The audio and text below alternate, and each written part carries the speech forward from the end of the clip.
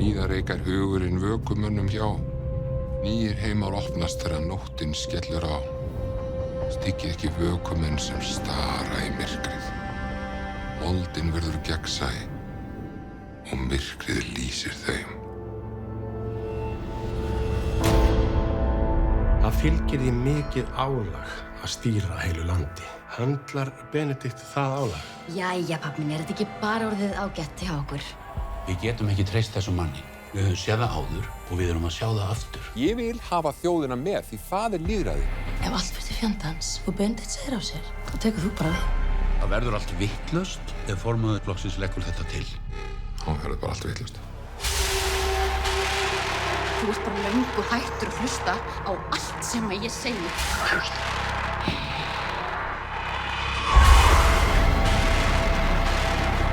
Og jú. Já.